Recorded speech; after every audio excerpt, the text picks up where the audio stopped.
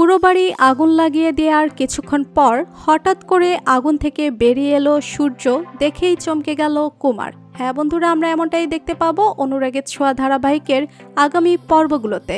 বিস্তারিত জানতে ভিডিওটি না টেনে শেষ পর্যন্ত দেখতে থাকুন। লালিদের বাড়ির ঠিকানা পেয়ে যাওয়ায় কুমার লালিদের বাড়ি গিয়ে আগুন লাগিয়ে দেয়। যে ঘরে সূর্য ঘুমিয়ে থাকে সেই ঘরে। তবে আগুন লাগালেও চক্রান্ত ব্যর্থ হয় কুমারের, কারণ কুমার বুঝতেও পারে না ওই ঘরে সূর্য নেই। চারুর থেকে জানার পর দীপা সূর্যকে সবটাই জানিয়ে দেয় এবং সূর্য ফাঁদ পেতে রাখে। লালি সূর্যের কথা মতোই কুমারকে ধোঁকা দিয়ে কুমারকে বলে যে ওই ঘরেই সূর্য ঘুমিয়ে আছে, আর সেটাই বিশ্বাস করে নেয় কুমার। আগুন লাগানোর কিছুক্ষণ পরেই কুমারের সামনে এসে দাঁড়ায় সূর্য। সূর্যকে দেখে চমকে যায় কুমার।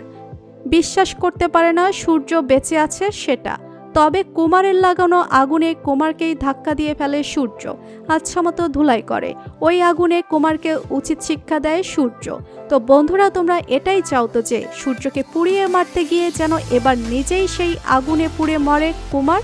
কমেন্ট করে জানিয়ে দাও তোমাদের মতামত। আর আমাদের চ্যানেলে নতুন হয়ে থাকলে চ্যানেলটি সাবস্ক্রাইব করে রাখুন, যেন অনুরাগের ছোঁয়া ধারাবাহিকের আগামী পর্বের আপডেট ভিডিও সবার আগে পৌঁছে যায় আপনাদের কাছে। ধন্যবাদ সবাইকে।